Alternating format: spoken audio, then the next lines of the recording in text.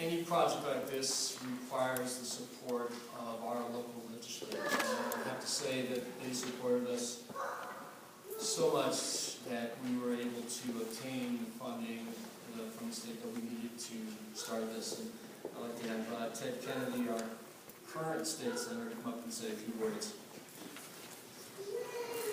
Thank you, Robin. Good afternoon, everyone. It's so great to be here, and I'm looking around the room, and I think it's one of the reasons why I love living in the town of Branford. To me, this is the greatest small town in America. And yeah, you can applaud. And when I bring my friends and family to the town, one of the places I always stop is this library. And people are amazed and mesmerized. Again, not just by the columns and the dome and the intricate tile work and the amazing architecture, but the friendly atmosphere and the hustle that's here. You know, libraries used to be these quiet nooks where people went. I remember growing up, I was always told to be quiet. But this library has now become the center of community life for our town. And I know, as your state senator, coming here 3-4 times a year, hosting open office hours where members of the community can come and talk to me about their issues and concerns. And I know that this library is used by so many different people. So that is why Lonnie and I worked so hard to ensure that this project got off the ground and played our little small role, that whatever we could, to ensure that the state funding could spearhead and jumpstart this project and make it a reality. So I just want to say thank you to 3 people. There's so many people here who are involved in this work. One is Jamie Cosgrove. Jamie, thank you, and the town. This is not every library in Connecticut is supported by the local budgets of the towns. You should know that. This is really an anomaly in many ways, and the taxpayers of this town continue to support this library in a way that's really unparalleled across the state of Connecticut. So thank you. Robin, I want to thank you, too, for the incredible job that you've done in bringing us to this point. And finally, to Karen Jensen, who has been an amazing supporter of this, and I don't know how she does it, but Karen, you have just been such an outstanding library leader, and I want to thank you and your staff for making this place a fantastic state library. It's a model for the state and a model for the nation. So thank you all. I also was standing here about 4 short years ago announcing my candidacy for public office here. And here I am in conclusion, probably my last official function as your state senator. So my life in many ways has begun and hopefully not ended. But it's a really special place in all of our hearts. And of course, my children have enjoyed the resources at this library. And now we're here to ensure that everyone in our town has access to this facility for generations to come. Thank you all.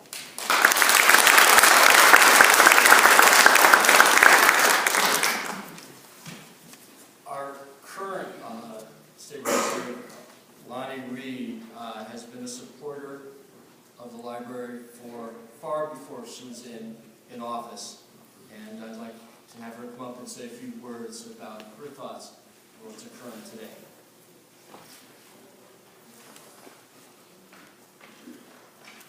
Thank you, Robin and Karen and all the board members and everybody. I was asking Polly Fitz, when do we all begin this? And she said 1908. Sometimes it comes like that. You know, this library was first dedicated, as Robin reminded us, in 1896. But this library has always stepped up to meet the needs of this community, no matter what the times. And one of the proudest times that I had for this library was when the housing bubble burst and the economic collapse happened in 2007, 8, 9, 10. We had so many people. I think our unemployment rate spiked to almost 10% in the state. We had so many people who were out of work, construction workers and factory workers and realtors and kids graduating from college who had no jobs to go to. And many of the workers were seasoned veterans who had never not had a job. And they didn't know how to get onto the website and utilize that to look for job opportunities. They didn't know how to put their resume on Monster.com or LinkedIn. They didn't know how to write a resume. This library jumped into that breach, and you would come here on any day of the week and over the weekends, and you would see the staff, the friends of the library, the board members of the library, all kinds of people, the director of the library, helping tons and tons of people who were having desperate times to connect to the internet, to connect with jobs, and to feel like there were possibilities out there. And, there were days when I actually thought that the desperation that you saw when you came here, when you realized that they felt that this loving hand was reaching out to them, I think lives were saved because of the work that was done in this library. I honestly do, because you can see where depression can take you, and they just jumped into the breach and really helped turn the economy around and helped turn people's spirits around. And this is a whole new chapter, which is really, again, responding to a need in Branford with all the children that we've got who really need enhanced education opportunities and programs. And this wing is going to do that. It was Karen Jensen and all of us meeting Robin and everybody and Ted and trying to figure out how to make sure that we got the library grant that had been promised several years before, the construction grant. We were in the queue, but we really had to, again, tell the story that we are not just, we have some high net worth individuals in our community, but mostly we are a thriving community of working people from all kinds of backgrounds, with a lot of new families moving in who are coming for the schools and the safety and the sense of community, and I feel welcome here. And we need to open our doors to them, which we have, and to provide them with all of the services and the opportunities that they need. So that's what this is doing as well. And I'm just proud of everybody who's helped make this happen. I'm proud of this library. And as Ted said, this is the heart and soul of the community for not just the building, which is Grecian and gorgeous, but because of all of the hearts that have really dedicated themselves to making this library live and breathe and have a heart year after year after year. Thank you.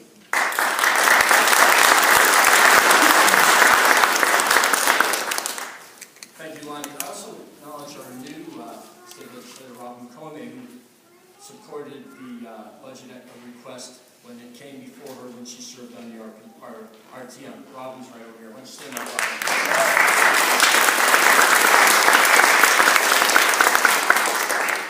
A town like Branford has a lot of needs, many of them capital in nature, and yet when we, as a board and the library, went to the First Selectman, Jim Cosgrove, he supported our request and was there for us to see that our request was met. Not only that, he also went to many meetings before other organizations and was instrumental in persuading these organizations to providing support in matters of funding for the capital campaign. And Jen, I'd like you to come up and say a few words.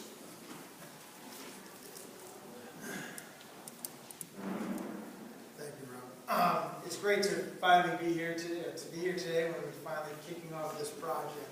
As mentioned, this has been a project that's been, I know, a priority of the Board of Trustees and many in the community for many, many years. I do want to just say, the town of Branford is going through a number of projects, as you all may know.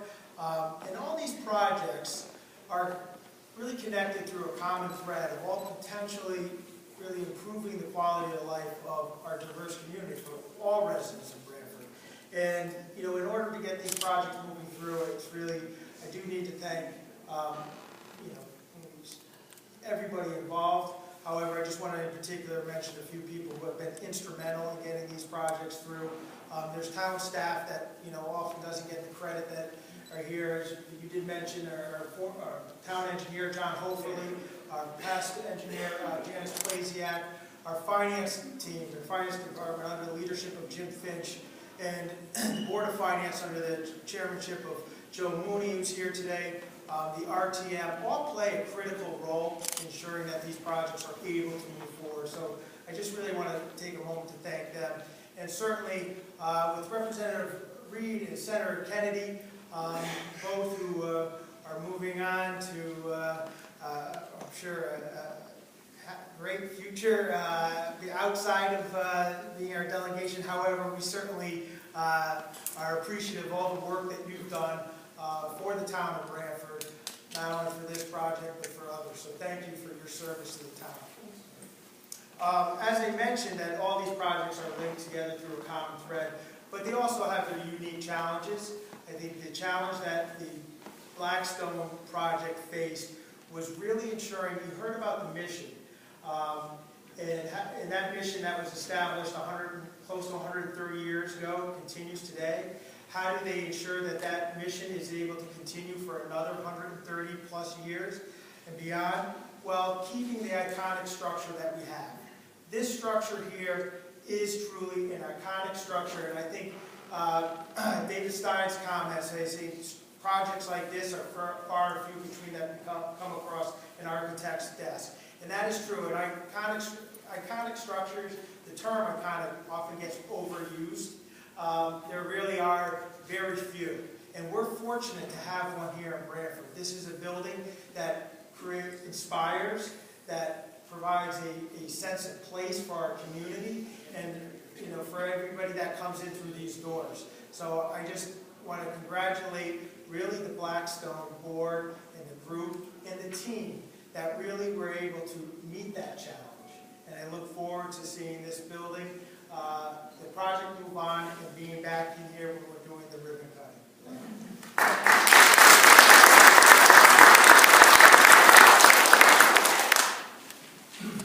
I think I mentioned before that the state provided us a $1 billion grant to do this project, and that grant has been with the library for a number of years. And obviously, the state of Connecticut has gone through some very, very difficult economic times, but with the help of the state librarian, Kendall Wiggin, that $1 million is still available to us, which is going to enable us to do this project. And he happens to be here today to say a few words. I also want to add that when the Board of Trustees and the library went before the RTM, Kendall Wiggin was there to articulate in a manner that I thought was very persuasive the need for the renovation that was ultimately funded by the RTM. Wiggin? Thank you, Robin, and I appreciate the opportunity to be here today. Because the RTM was an interesting experience for me, and I'm glad it worked out. Public libraries are transformational. They transform lives, they transform communities. And the services that libraries offer are themselves constantly transforming to meet the changing needs of the individuals in the community and the community itself. But for libraries to be successful, the buildings that house them also need to transform. And for over 30 years, the state of Connecticut, through the legislature, the Office of the Governor, and the State Library Board, have recognized the importance that state funds can make in sending a community to meet the challenge of improving their library services. And so I think the ability to have this grant, and you all worked really hard to get that grant, and I think the State Library Board really saw great promise in this project and was able to award that grant. And so today marks the beginning of that transformation of this great building. It is iconic, and we don't have a lot of these examples in the state. So this is a challenging project and one which we're very much looking forward to seeing to its completion. But this transformation will enable it to continue to house the services that will transform the community that it serves. So on behalf of the State Library Board, congratulations on reaching this important milestone. Thank you.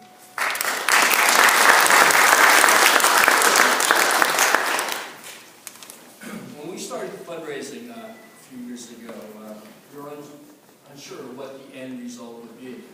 But the Branford Community Foundation stepped right up to the plate. They provided us with a $100